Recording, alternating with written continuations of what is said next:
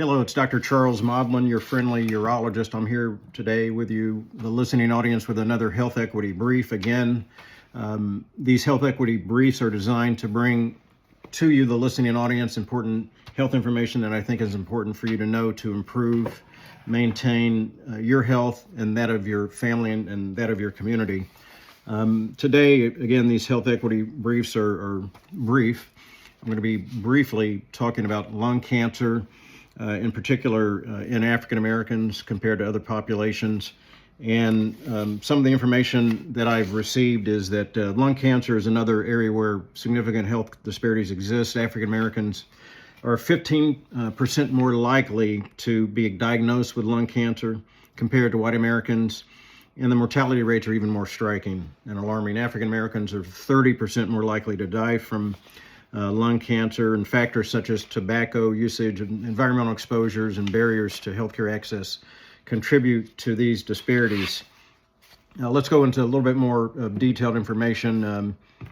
Lung cancer is a leading cause of cancer-related deaths in the United States. Again, I talked about the higher incidence of lung cancer in African Americans. These statistics, per 100,000 individuals, African American men, about 66.6 develop lung cancer compared to only about 59.6 in whites.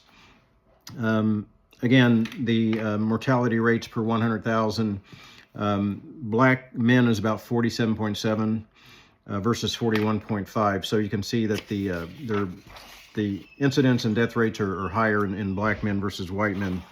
The CDC, Centers for Disease Control, according to the CDC, approximately 16.6% of African Americans adults smoke. We see higher rates of adolescent blacks also smoking or taking up smoking. The incidence of white adults is about 15.1%. African Americans generally tend to smoke fewer cigarettes per day, and on average take up smoking about 3 years later in life. But develop more severe disease from tobacco exposure due to differences in genetic susceptibility and socioeconomic factors. Again, there's research and evidence that shows African American smokers have a harder time with smoking cessation. Something that people often underlook in terms of the impact is the impact of secondhand smoke exposure. So secondhand smoke exposure, African Americans are disproportionately affected by secondhand smoke, especially in low-income communities where smoking is more prevalent. The exposure contributes to increased lung cancer risk, especially among non-smokers living with smokers. Secondhand smoke increases the risk of lung cancer and other respiratory diseases and conditions, and more African Americans are exposed due to living conditions and, again, social factors. So what are some of the other significant risk factors for lung cancer in addition to smoking? Include exposure to radon. Radon is a gas that one can be exposed environmentally in the house. It seeps through cracks in the foundation, so individuals are more exposed to radon in basements and first floors. It's a naturally occurring radioactive gas that can accumulate in homes and in other locations, mines, caves, things of that nature.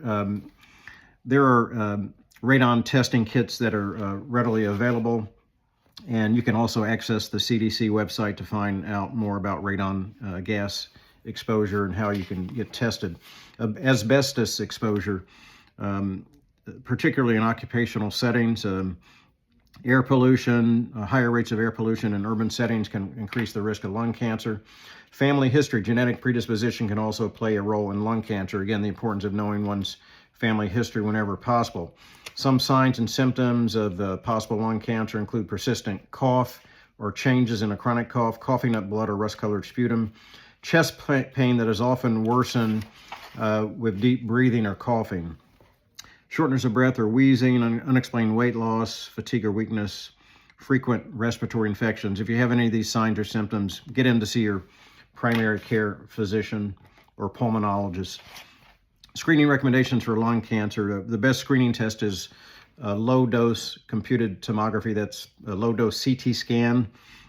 It's a recommended screening tool for lung cancer. It can detect cancer at an early treatable stage condition compared to the traditional X-ray. It's much more sensitive. So the screening guidelines are screening for lung cancer for those at high risk for developing lung cancer, which would primarily include heavy smokers. The screening is recommended starting at age 50 for those with a 30-year pack history. That's 1 pack per day for 30 years, or 2 packs per day for 15 years in African Americans.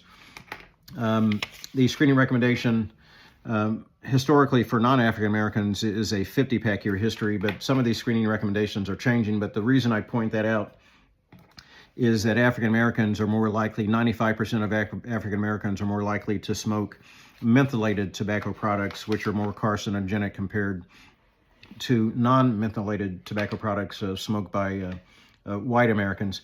Also, these popular vaping products, flavored vaping products, are also carcinogenic and cause lung cancer, and we're very worried about that because our young adolescents are getting addicted to these vaping products. So in conclusion, we've talked about lung cancer today on this health equity brief. It disproportionately afflicts African Americans compared to white Americans. There's a higher incidence and higher mortality rates, significant risk factor for developing lung cancer. Is smoking. There's effective screening tools, the low-dose CT scan. African Americans should probably be more aggressive in terms of screening for lung cancer if they're smokers, a 30-year pack history or more with a low-dose CT scan. Secondhand smoke can also predispose an individual, whether or not they are themselves a smoker, to lung cancer. I'll see you tomorrow for another health equity brief, and thanks for joining. Like and spread this information and subscribe. Thank you.